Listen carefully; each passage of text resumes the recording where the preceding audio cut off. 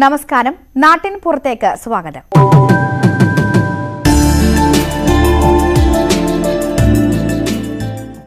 കർക്കിടക മാസമാണ് ഇത്. ആദികളും വ്യാധികളും അകറ്റി വരാനിരിക്കുന്ന നല്ല കാലത്തേക്ക് മനസ്സിനെയും മനുഷ്യനെയും പാകപ്പെടുത്തുന്ന കാലം. ഉത്തര കേരളത്തിൽ കുട്ടിത്തെയ്യങ്ങൾ വീടുകളിലേക്ക് എത്തുന്നതും ഈ സമയത്താണ്. ശിവൻ, പാർവതി, അർജുനൻ എന്നീ പുരാണ കഥാപാത്രങ്ങളെ അനുസ്മരിച്ച് തെയ്യങ്ങൾ വീടുകളിൽ എത്തിത്തുടങ്ങി. വടക്കൻ കേരളത്തിൽ കർക്കിടക മാസത്തിലെ ആദിയും വ്യാധികളും അകറ്റാൻ പതിവ് തെറ്റിക്കാതെ ഇത്തവണയും കർക്കിടക തെയ്യങ്ങൾ ദേശസഞ്ചാരത്തിനിറങ്ങി. മലയൻ സമുദായക്കാരാണ് ആടിവേടൻ കെട്ടുന്നത്. വണ്ണാൻ സമുദായക്കാർ വേടത്തിയും കോപ്പാള സമുദായക്കാർ ഗളിഞ്ചൻ തെയ്യവുമാണ് കെട്ടുന്നത്. ക്ഷേത്രങ്ങളിലാണ് ആദ്യം തെയ്യം കെട്ടിയാടുക. പിന്നീട് സമീപത്തെ വീടുകളിൽ സന്ദർശനം നടത്തും. വീട്ടുകാരുടെ അനുവാദം തേടിയ ശേഷം തെയ്യം ചെണ്ടമേളത്തിനൊപ്പം ചൂടുകൾ വയ്ക്കും. നിങ്ങളുടെ കാർഷിക ഭൂമിയിൽ നിന്ന് നിങ്ങൾക്ക് നല്ല ലാഭം കിട്ടണമോ? എല്ലാവരും ലാഭം നേടൂ. ഇനി ഒട്ടും വൈകണ്ട. ഇപ്പോൾ തന്നെ ഈ ഫ്രീഡം ആപ്പ് ഡൗൺലോഡ് ചെയ്യൂ.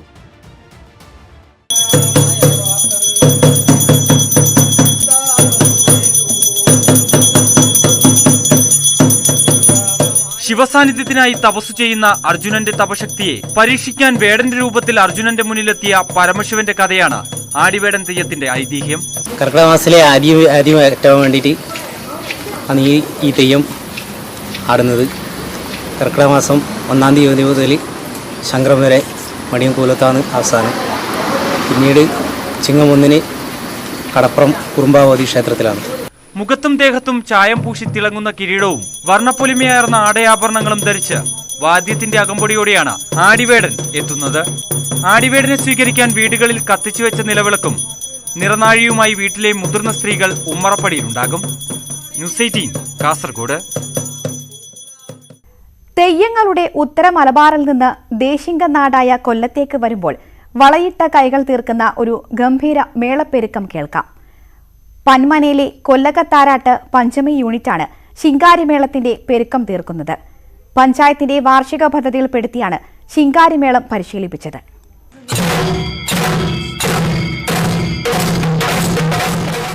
പന്മന കൊല്ലക പ്രദേശത്തിന്റെ തുടിതാളമായി ഇനി ചെണ്ടമേളം ഉയരും.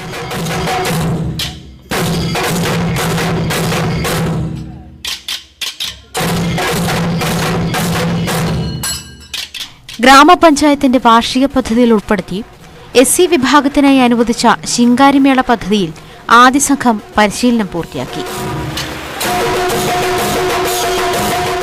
ശാസ്താംകോട്ട ചന്ദ്രബാബുവിന്റെ നേതൃത്വത്തിലായിരുന്നു പരിശീലനം. കൊല്ലക വല്യപുരയ്ക്കൽ ക്ഷേത്രത്തിലായിരുന്നു സംഘത്തിന്റെ അരങ്ങേറ്റം.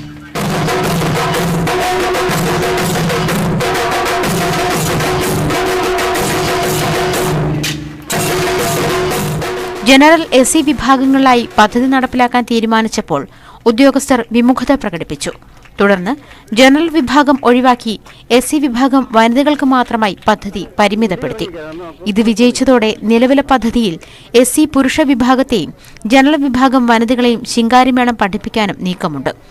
ഉപജീവനമാർഗം എന്ന തരത്തിലേക്ക് ശിങ്കാരിമേള ട്രൂപ്പിനെ മാറ്റണമെന്നാണ് ബന്ധപ്പെട്ടവരുടെ ആഗ്രഹം. ഈ നീക്കം ഫലം കണ്ടാൽ ഇനി ഉത്സവപ്പറമ്പുകളിലും ആഘോഷവേളകളിലും പന്മന ഗ്രാമപഞ്ചായത്തിലെ പഞ്ചമി യൂണിറ്റിന്റെ മേളവാദ്യം ഉയരും. ന്യൂസ് 18 കൊല്ലം. ശിങ്കാരിമേളക്കാരായ ഒരു കൂട്ടരെ കൂടി ഇനി കാണാം.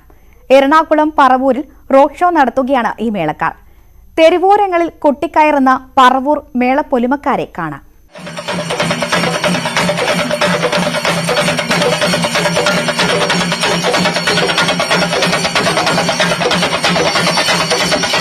പറവൂർ മണ്ഡലത്തിലെ ആളുകൂടിയ കവലകളിൽ കൊട്ടിക്കയറുന്ന ഈ യുവാക്കളെ കാണാം. ക്ഷേത്രോത്സവമോ കട ഉദ്ഘാടനമോ എന്ന് ധരിച്ചാൽ തെറ്റി. 2 ജീവനുകൾ തിരിച്ചുപിടിക്കാനായി തങ്ങളാൽ ആകും വിധമുള്ള പരിശ്രമമാണ് തെരുവുകൾ തോറുമുള്ള മേളപ്പെരുക്കം.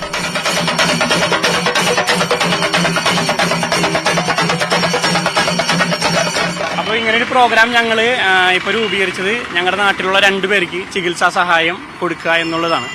സാമ്പത്തികപരമായിട്ട് ഞങ്ങളിൽ ആർക്കും അതിനുള്ള കഴിവില്ല. അപ്പോൾ അതുകൊണ്ട് ഞങ്ങളുടെ കയ്യിലുള്ളത് കലയാണ്.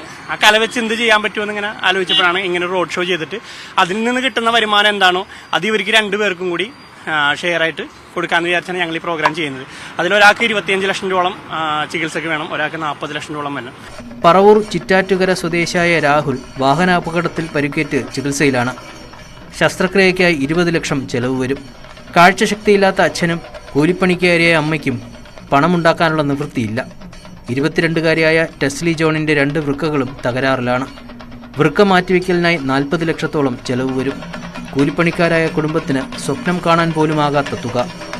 ഇരുവരെയും സഹായിക്കുന്നതിനായി പ്രാദേശിക ചികിത്സാ സഹായ സമിതിയും രൂപീകരിച്ചിട്ടുണ്ട്. ന്യൂസ് 18 കൊച്ചി. വായിച്ചാലും വളരും, വായിച്ചില്ലെങ്കിലും വളരും. പറഞ്ഞത് കുഞ്ഞുണ്ണി മാഷാണ്. വായിച്ചു വളരാൻ നാടിന് വഴിയൊരുക്കുകയാണ് പുനലൂരിലെ പുസ്തകക്കൂട്. സ്റ്റേറ്റ് ലൈബ്രറി കൌൺസിലിന്റെ സഹകരണത്തോടെ കേരള ഫോക്കസ് പബ്ലിക് ലൈബ്രറിയാണ് പുനലൂർ നഗരസഭാ വളപ്പിൽ പുസ്തകക്കൂട് സ്ഥാപിച്ചത്.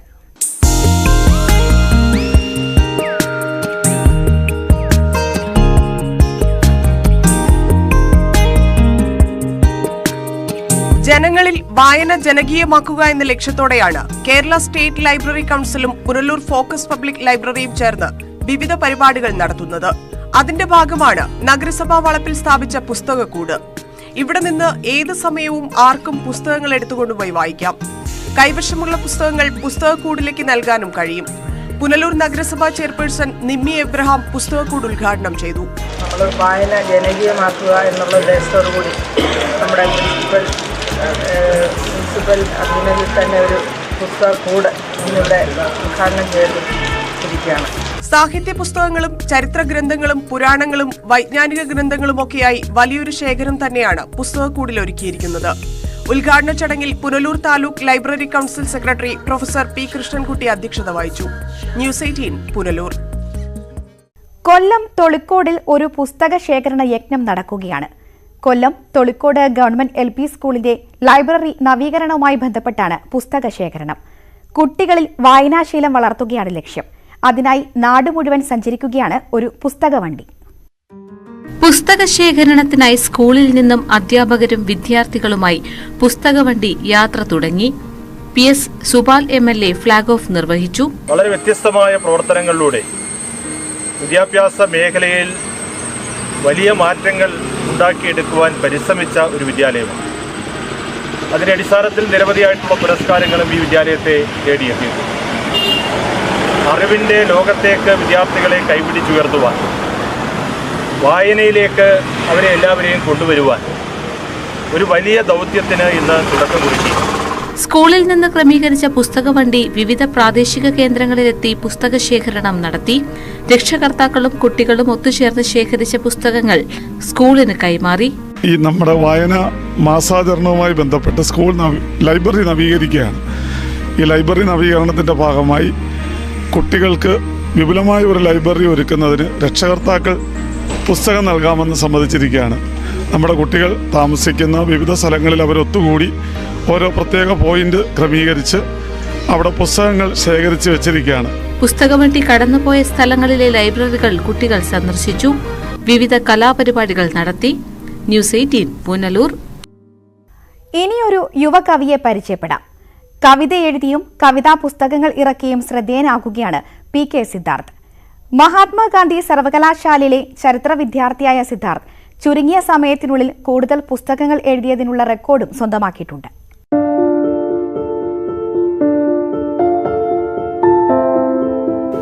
+2 കഴിഞ്ഞതോടെയാണ് സിദ്ധാർത്ഥിന് കവിതകളോടുള്ള പ്രണയം തുടങ്ങുന്നത്. ബിരുദ പഠന കാലത്തെ 3 വർഷവും കൂടുതൽ പുസ്തകങ്ങൾ വായിക്കാൻ ശ്രമിച്ചു. കോളേജിലെ അധ്യാപകരും കുടുംബവും സിദ്ധാർത്ഥിന്റെ സാഹിത്യ അഭിരുചിക്കൊപ്പം നിന്നു. സർക്കാർ എയ്ഡഡ് സ്കൂളിൽ പഠിച്ച സിദ്ധാർത്ഥിന് ഇംഗ്ലീഷാണ് കൂടുതൽ വഴങ്ങുന്നത്. കൂടുതൽ പുസ്തകങ്ങൾ വായിച്ചതും ഇംഗ്ലീഷ് സാഹിത്യം തന്നെ. കോളേജിൽ ചെന്നപ്പോൾ പ്രിൻസിപ്പൽ പ്രശാന്ത് അച്ഛൻ വല്ലാതെ പ്രോത്സാഹനം തന്നിട്ടുണ്ട്. പിന്നെ കൂട്ടുകാരും ഫ്രണ്ട്സും എല്ലാവരും കുറേ പ്രോത്സാഹനം തന്നിട്ടുണ്ട്. ഇതിൽ കൂടുതൽ അറിഞ്ഞിരിക്കുന്നത് പേരെന്ന് പറഞ്ഞാൽ എൻ്റെ അച്ഛനും അമ്മയാണ്. അതോടൊപ്പം തന്നെ ഈ തോംസൺ അച്ഛൻ അപ്രിഷ്യേറ്റ് ചെയ്ത് പിന്നെ ഞാൻ കൂടുതൽ വായിക്കാൻ തുടങ്ങി. വായനാശീലം കൂടുതലും ഡെവലപ്പ് ചെയ്ത് Lord Byron, John Keats English കവിതകൾ അതൊക്കെ വായിച്ചു. 10 കവിതാ സമാഹാരങ്ങളാണ് കഴിഞ്ഞ 1 വർഷം കൊണ്ട് പ്രസിദ്ധീകരിച്ചത്. ഇത് മികച്ച നേട്ടമാണെന്ന് ഇന്ത്യ ബുക്ക് ഓഫ് റെക്കോർഡ് സാക്ഷ്യപ്പെടുത്തുന്നു.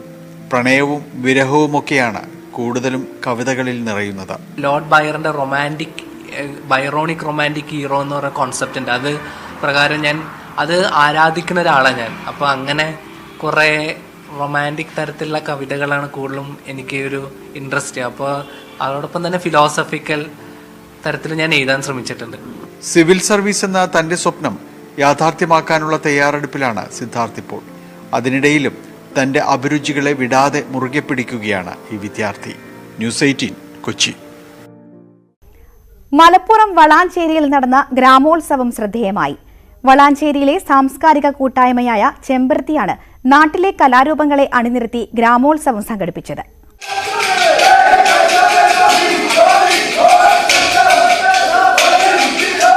അന്യം നിന്നു പോകുന്ന നാട്ടുകലകളെ കണ്ടെത്തി അത് പഠിക്കുകയും പഠിപ്പിക്കുകയും അതനുഷ്ഠിക്കുന്ന കലാകാരന്മാരെ പൊതുജനങ്ങളിലേക്ക് എത്തിക്കുകയുമാണ് ചെമ്പരത്തി എന്ന കൂട്ടായ്മയുടെ ലക്ഷ്യം. കലാകാരന്മാരുടെ ഉന്നമനത്തിന്റെ ഭാഗമായി കലേതര പ്രവർത്തനങ്ങളിൽ പങ്കാളിത്തം വഹിക്കുന്ന കൂട്ടായ്മയുടെ പ്രവർത്തനം വ്യത്യസ്തമാണ്. സാമ്പത്തികമായി ബുദ്ധിമുട്ട് അനുഭവിക്കുന്ന കുട്ടികൾക്ക് പഠിക്കാൻ അവസരം നൽകുന്ന തരത്തിലാണ് പ്രവർത്തനം. ചെമ്പരത്തിയുടെ നേതൃത്വത്തിൽ ചെണ്ടമേളം, കോൽക്കളി, പഞ്ചവാദ്യം, മാപ്പിളപ്പാട്ട്, ചിത്രരചന, ശാസ്ത്രീയ സംഗീതം, നാടൻപാട്ട് തുടങ്ങിയ കലാപഠന ക്ലാസുകളും നടന്നുവരുന്നുണ്ട്.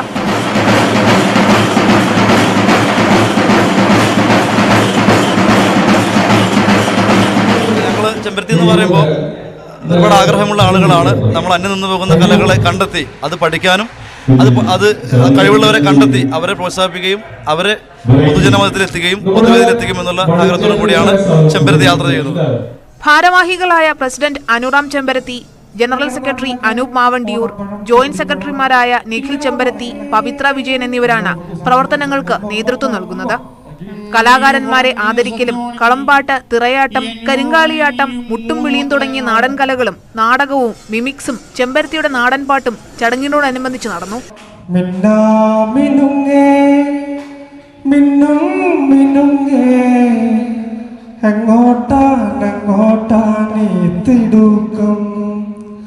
നീ തനിച്ചല്ലേ പേടിയാകില്ലേ കൂട്ടിന് ഞാനും വന്നോട്ടെ.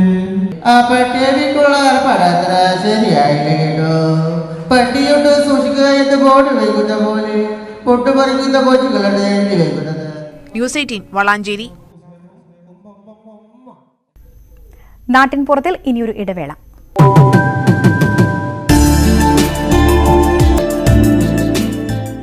കണ്ണൂരിൽ വീട്ടുമുറ്റത്ത് സാംസ്കാരിക സദസ്സുകൾ സംഘടിപ്പിക്കുകയാണ് പാനൂരിലെ നാട്ടകം കൂട്ടായ്മ.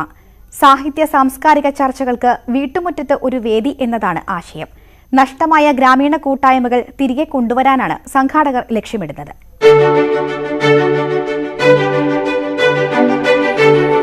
നഷ്ടമായ ഗ്രാമ കൂട്ടായ്മകൾ തിരിച്ചുപിടിക്കുകയാണ് കണ്ണൂരിലെ പാനൂർ.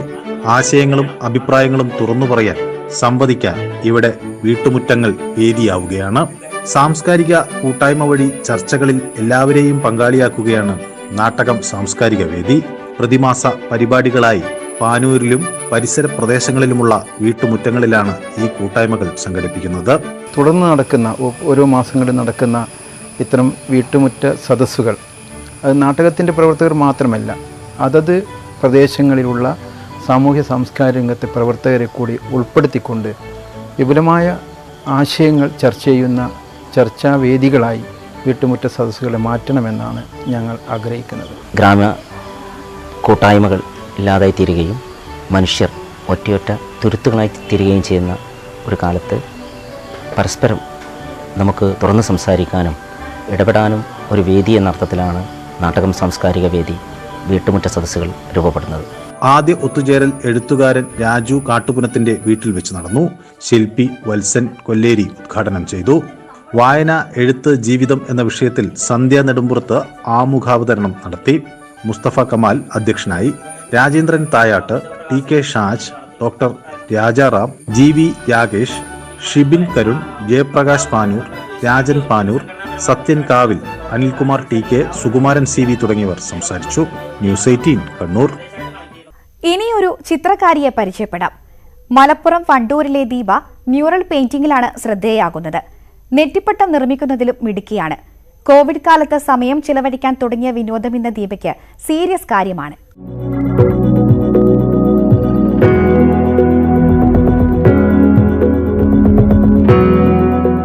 ചിത്രരചന, ബോട്ടിൽ ആർട്ട്, ജ്വല്ലറി മേക്കിംഗ് തുടങ്ങി ചിട്ടവട്ടങ്ങൾ ഏറെയുള്ള നെറ്റിപ്പട്ട നിർമ്മാണത്തിലും വിദഗ്ധയാണ് ദീപ എന്ന ഈ വീട്ടമ്മ.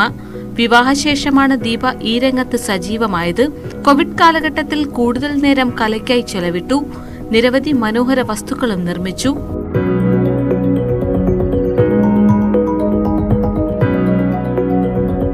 ആദ്യം ഞാൻ ചിത്രകല സാധാരണ പെയിൻറ്റിങ്സ് മാത്രമേ ചെയ്തിരുന്നുള്ളൂ. പിന്നീട് ഈ മ്യൂറലിലേക്ക് ഒരു താല്പര്യം വന്നതും അങ്ങനെ അത് ചെയ്യാൻ തുടങ്ങിയതും.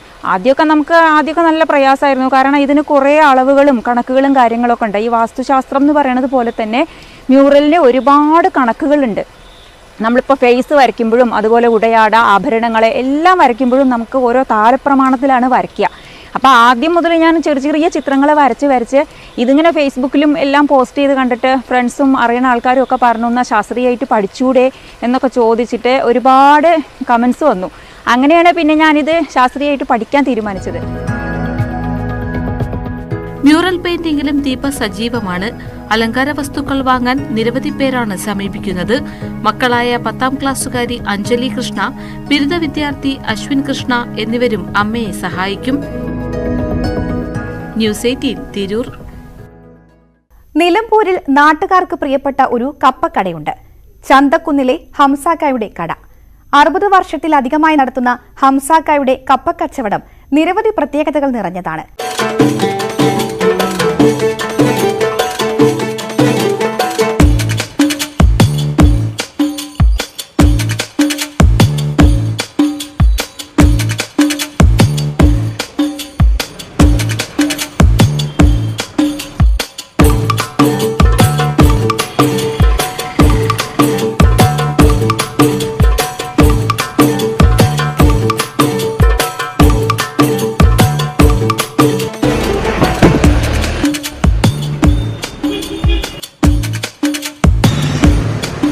നിലമ്പൂർ ചന്തക്കുന്നിലെ ഹംസാക്കയുടെ കപ്പക്കടയ്ക്ക് മുമ്പിലാണ് ഞാനിപ്പോൾ നിൽക്കുന്നത്.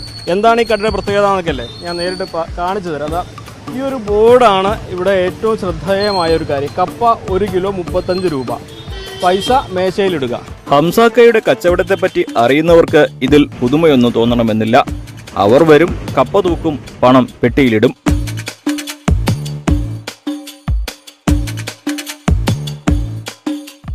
ഇപ്പോൾ പീഡിയക്കാരല്ലാത്ത പൂഴിയാണ്.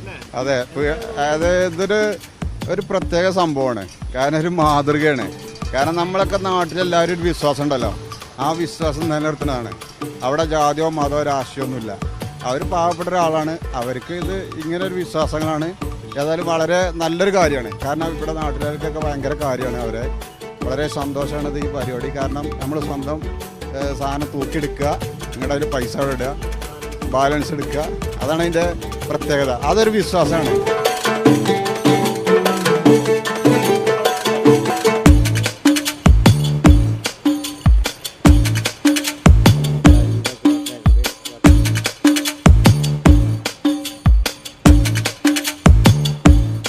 ഈ കപ്പക്കടയുടെ ഉടമ ഹംസാക്കയാണ് നമ്മോടൊപ്പം ചേരുന്നത്. ഹംസാക്ക, എങ്ങനെയാണ് ഇങ്ങനെ ആൾക്കാരൊക്കെ വിശ്വസിച്ച് കച്ചവടം ചെയ്തു പോകാൻ പറ്റുന്നത്? അത് നമുക്ക് പിന്നെ ദൈവം നോക്കിക്കോളും, പിന്നെ ജനങ്ങളും നല്ലപോലെ നമ്മളെ പരിഗണിക്കുന്നുണ്ട്. എത്ര കാലമായി ഇങ്ങനെ തുടങ്ങിയിട്ട്? ഇതുപോലെ ആളില്ലാതെ കച്ചവടം ചെയ്യാൻ തുടങ്ങിയിട്ട് 20 വർഷത്തിനടുത്ത്. കച്ചവടം ചെയ്തിട്ടിട്ട് 60 വർഷമായി. ആൾക്കാർ പറ്റിക്കുന്ന തോന്നൽ എപ്പോഴെങ്കിലും ഉണ്ടായിരുന്നു? ഇല്ല. എനിക്ക് ഈ അള്ളാഹുവിലും ഈ വ്യക്തികളിലും നല്ല വിശ്വാസമാണ്. അവർ നമ്മളെ പറ്റിക്കൂല എന്നുള്ള പൂർണ്ണ വിശ്വാസമാണ്. ആൾക്കാരെ വിശ്വസിച്ച് അവർ തിരിച്ചും വിശ്വസിക്കും. തീർച്ചയായിട്ടും. ഏത് കാലത്ത് മറ്റെവിടെയും ഇല്ലെങ്കിലും ചന്തക്കുന്നിലെ ഹംസാക്കയുടെ കയ്യിൽ കപ്പയുണ്ടാകും. വരാം, ആവശ്യമുള്ളത് കൊണ്ടുപോകാം, പണം പെട്ടിയിലിടാം. ഹംസാക്കയ്ക്ക് തൻ്റെ ഉപഭോക്താക്കളെ വിശ്വാസമാണ്. ഇക്കാലത്തിനിടെ ആ വിശ്വാസം ആരും ഇതുവരെ തെറ്റിച്ചിട്ടുമില്ല. വിശ്വാസം അതാണല്ലോ എല്ലാം. അഖിലോട്ടുപാറയ്ക്കൊപ്പം CV അനുമോദ്, ന്യൂസ് 18. ഇന്ത്യൻ സ്വാതന്ത്ര്യ സമര ചരിത്രത്തിലെ ഏറ്റവും പ്രായം കുറഞ്ഞ രക്തസാക്ഷിയുടെ ജീവിതം അരങ്ങിലെത്തിച്ചിരിക്കുകയാണ് ഒരു കൂട്ടം വിദ്യാർത്ഥികൾ. ഒഡീഷയിൽ സ്വാതന്ത്ര്യ സമരകാലത്ത് ബ്രിട്ടീഷുകാരെ ചെറുത്തുനിന്ന 12 വയസ്സുകാരനായ ബാജി റൌട്ടിന്റെ കഥയാണ് മഴവില്ല് എന്ന കുട്ടികളുടെ നാടക കൂട്ടായ്മ അരങ്ങിലെത്തിച്ചത്.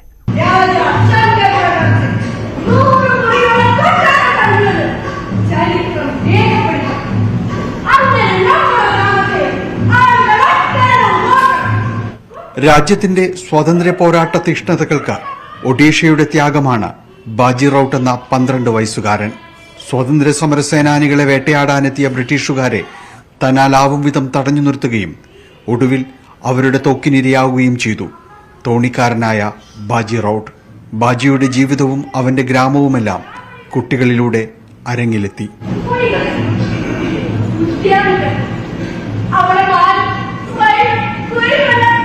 ഇത് ആക്ച്വലി ഭയങ്കര ഇൻസ്പിറേഷനാണ്. കാരണം ഞാൻ ആക്ച്വലി ഈ ബാജി റൌട്ട് എന്ന് പറഞ്ഞ കുട്ടീനെ കുറിച്ച് അറിയുന്നത് തന്നെ ഈ പ്ലേ കാരണമാണ്. അല്ലെങ്കിൽ ഞാൻ അറിയത്ത് പോലും ഇല്ലായിരുന്നു. ഇതാണ് നമ്മുടെ ഇന്ത്യയിലെ യങ്ങസ്റ്റ് ഫ്രീഡം ഫൈറ്റർ. 12 ഇയേഴ്സേ ആയിട്ടുള്ളത് മരിച്ചപ്പോൾ. അപ്പോൾ അത് ഭയങ്കര ഇൻസ്പിറേഷൻ. കോവിഡിന് ശേഷം നാടകങ്ങൾ വീണ്ടും അരങ്ങിൽ സജീവമാകുമ്പോൾ കുട്ടികൾക്കും ആവേശം.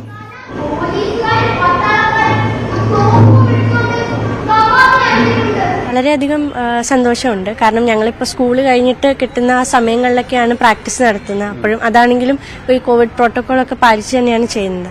പിന്നെ ഇവിടെ വന്ന് ചെയ്യുമ്പോഴാണെങ്കിലും ഒക്കെ ആ ഒരു 2 വർഷത്തെ ഇടവേളയ്ക്ക് ശേഷം വീണ്ടും സ്റ്റേജിലേക്ക് കയറുമ്പോൾ അതിൻ്റെ വളരെയധികം സന്തോഷം. എറണാകുളം ടൗൺ ഹാളിൽ ലോകധർമ്മിയുടെ നേതൃത്വത്തിൽ അവതരിപ്പിച്ച നാടകം ചന്ദ്രദാസനാണ് സംവിധാനം ചെയ്തത്.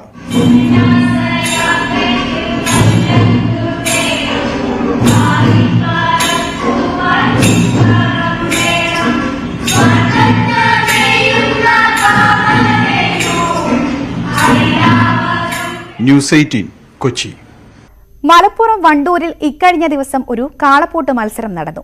മലപ്പുറത്തുകാർക്ക് എക്കാലത്തും ഉത്സവമാണ് കാളപ്പൂട്ട്.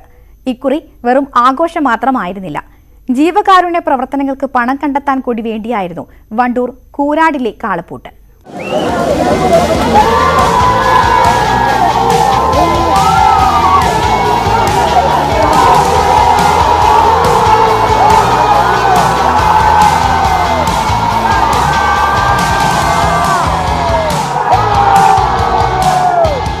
പനമ്പൊയിലിലെ ഇ.ടി. മാനുവിന്റെ കണ്ടത്തിലാണ് കാളക്കൂറ്റന്മാർ ആവേശം നിറയ്ക്കുന്നത്. 2 ദിവസമായാണ് മത്സരം. 150 ജോഡി കാളകൾ മത്സരത്തിൽ പങ്കെടുക്കുന്നു. ആദ്യ മത്സരം നടന്ന ഞായറാഴ്ച മികച്ച ഇനം കന്നുകൾ ഉൾപ്പെട്ട എ കാറ്റഗറിയിൽ 58 ജോഡികൾ കണ്ടത്തിലിറങ്ങി.